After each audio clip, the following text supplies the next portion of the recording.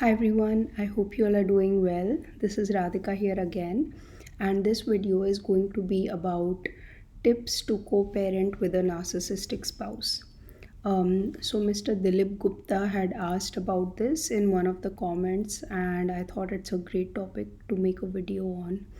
Um, I also have another playlist which I had made some time back, so I will link that down below the video.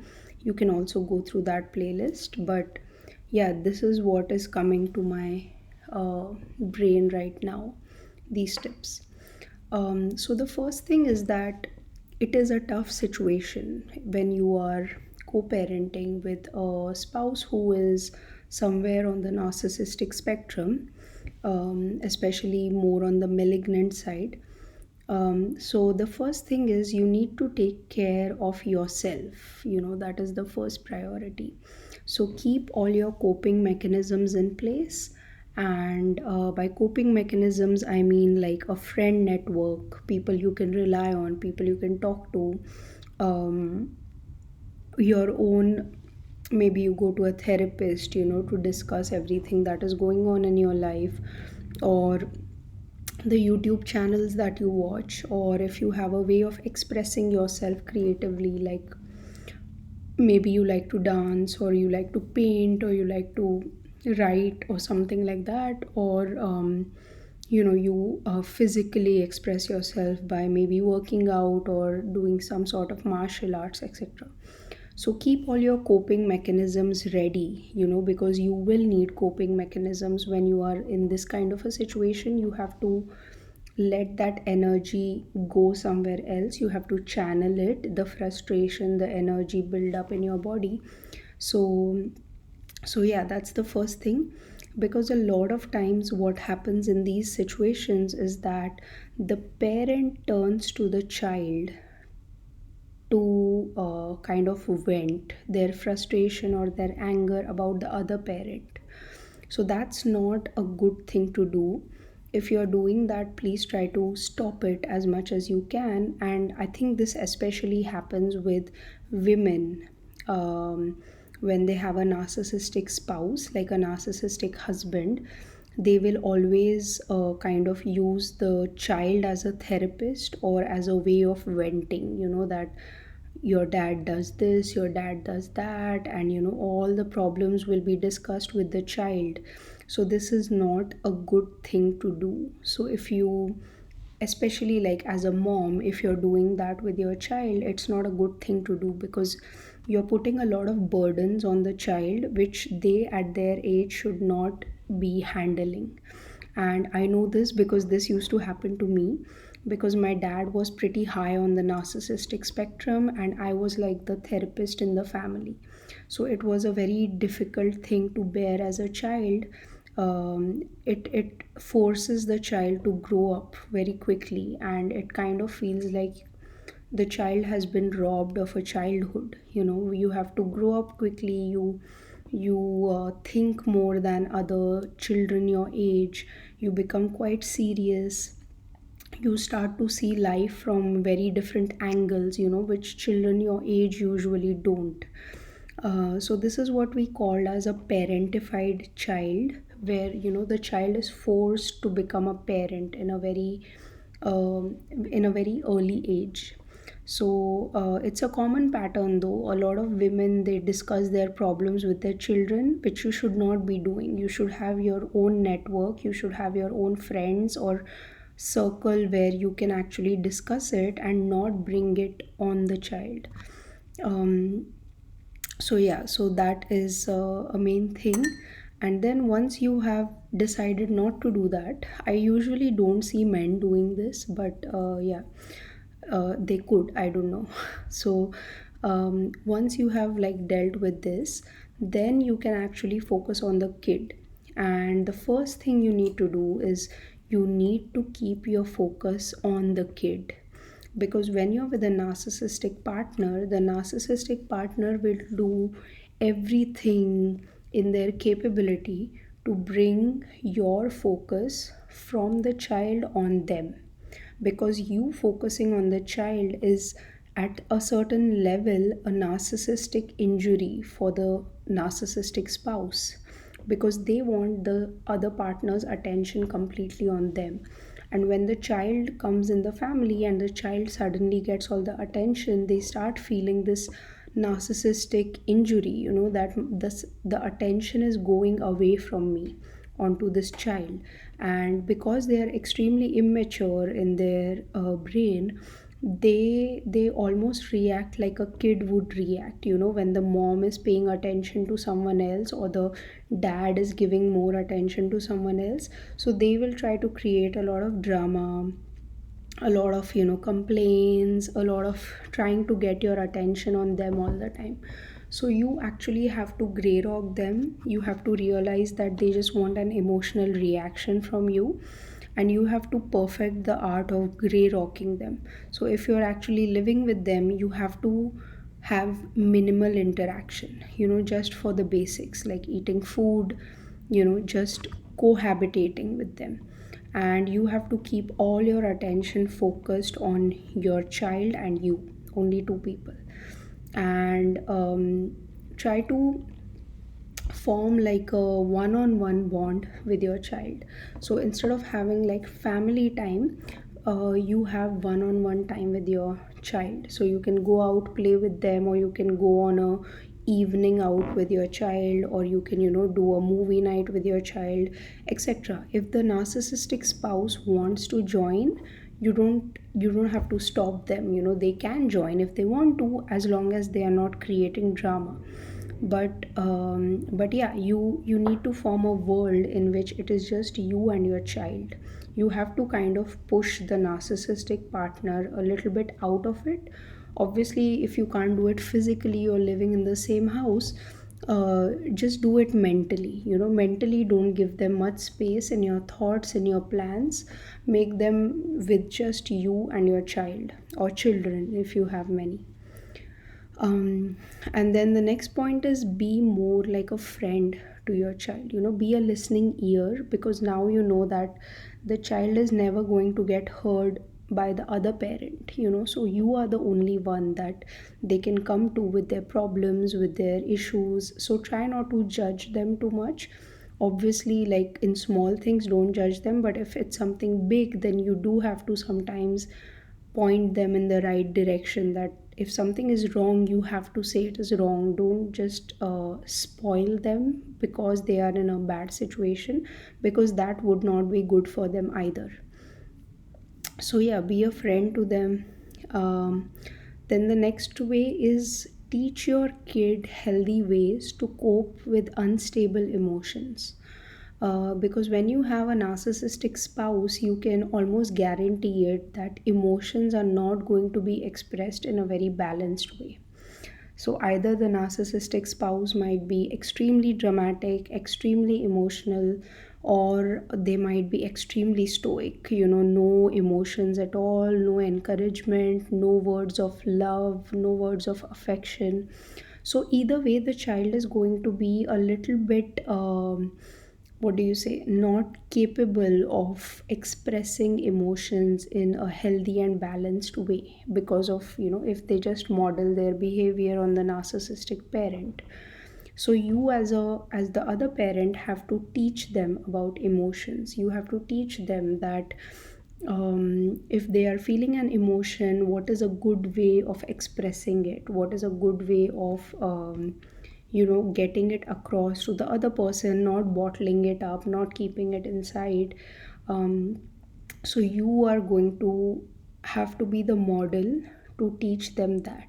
So to do that, basically you have to work on that yourself as well. You have to be okay with your own emotions, with expressing your own emotions in a balanced way, not being ashamed of your emotions, being vulnerable with your child. So yeah, you will have to be that model over which they can actually model how they will behave in relationships that they have in their future. So yeah, so you will have to kind of work on emotions yourself, and also teach them how they can express it. Along with this comes like forming their coping mechanisms, not just in this situation but in life in general. So you can teach them like painting, martial arts, or some sport that they like, or creative writing.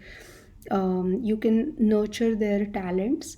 And this is obviously very common information, not just when you're dealing with a narcissistic spouse, but especially when you're dealing with a narcissistic spouse, it is important that the child has a world which is away from this narcissistic parent, which is a world where the child feels free to express themselves, and where they see, where they are motivated to progress, so yeah, it's as the other parent, it's kind of like you can help them build this world, this environment, and it will help them not just now but even later in life when they encounter egoistic or narcissistic or toxic people in other environments. They will have this to kind of fall back on.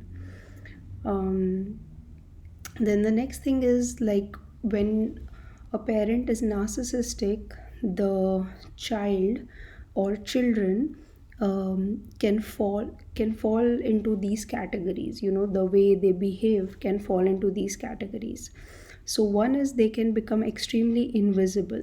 So if you have a very loud narcissistic parent who's always hogging all the limelight everywhere they go, or in the house on a daily basis, then the child becomes extremely invisible, and they learn to keep quiet, they learn to blend in the background. And so if you see this happening to your child, it's something that you have to kind of balance. And it's a very natural behavior for them to do that, because they don't want to be in the eye of the storm with the narcissistic parent. But what you can do is you can take them to these other environments where they can shine, where they can show their talent, where they are appreciated, etc. Then the second thing that can happen is they can become a people pleaser. So maybe they are always trying to please the narcissistic parent to make them happy, make them emotionally stable again, etc. So in this case also, you need to kind of make sure that this child is giving themselves enough importance when they are growing up, instead of giving this parent all the importance that they should be giving themselves. And then the third thing is that you might see the kid becoming a narcissist themselves. So some children might feel that, oh, instead of becoming the balanced parent, maybe I should become the narcissistic parent, because then I get to have my way all the time. And that can happen because a child's brain can work that way because they see more benefit in that. So even in that case, you will have to be like the stricter parent. Maybe they might not like you so much, but you will have to kind of explain to them that certain behaviors are not okay, what are boundaries, what is entitlement. So you will have to teach them such things. Yeah. And then another tip is that help the kid make a network of friends, because sometimes kids who have a narcissistic parent tend to be more introverted, because they are not given an opportunity to shine in their own household. And that is the first exposure you have to forming your personality. So a child who is kind of introverted in their own home. Yeah, sorry, the video got cut off, so I'm just going to continue. So, sometimes what happens is when the child doesn't get to shine in their own home environment, they learn that they have to be the same way in other environments as well, and that becomes their normal. So, for introverted kids, it's harder to make friends because they don't basically feel safe in um, environments other than their house as well. So as a parent, you can be the person who kind of makes a network for them, sees who they are friends with, and then make sure like to have play dates, or like take an active interest in the child's social life. Don't just leave it up to them to make friends, because that they are at a disadvantage to make friends in the outside world because of the conditions at home. So yeah, that is one other tip. And yeah, and then I guess like with time, it depends on a lot of factors. It depends on the kid, it depends on what way they choose to be in life. As I said, they can become either balanced, or like try to stay totally invisible, do their own thing. They have their own life goals, they completely disconnect from this family which they already think that something is wrong here. Or they can become a people pleaser or a narcissistic person. But more often than not, what I see is most kids, when they have like this duality in the house, like a narcissistic parent and other parent who's kind of balanced, they kind of can see that something is wrong with one of my parents. And I'm obviously not saying that it's all black and white, that the other parent is extremely nice, or I mean, the other parent has no flaw, because we all are flawed in our own ways. But of course, if you are with a malignant narcissistic person, their flaws are kind of a lot, and they are like difficult flaws to deal with. So as the child grows, they will also have their own set of experiences with this narcissistic parent. And slowly they will start to realize that something is kind of off with the way this parent behaves, and they will develop their own analysis of this situation. So when that happens and they come to you and they talk about this other parent, the best thing to do is just listen and support the kid instead of bad mouthing the other parent. That will not be helpful. So always try to keep the other parent, the narcissistic spouse, away from this whole equation that you have with your kid, unless the kid is talking about them. Always keep it about the relationship that you share with the kid, and not about the other parent. So once they are adults, they will pretty much form their own opinion about the situation. And at that point, your role as a parent is just to be there as a safety net. Whenever they want to come back, they have some problem, they want to discuss something, they want to communicate something, you are just there for them, as a safety net. So basically, for me, I feel like it's just the time till they are 21 that you have to, which I know is a long time, it's 21 years, but you have to kind of be there, and be uh, there with all your might and being. And because it's anyways like no family is perfect, and every child will have to go through something or the other. But when you explicitly know that your spouse is pretty high on the narcissistic spectrum, then you will have to make some efforts, to make sure that your child does not suffer because of it too much. And I'm sure you can do it. And this channel and many other channels on YouTube can be your support, and like your what do you say, like a bolstering system for you guys. So hang in there and I'm sure you will do a great job of it.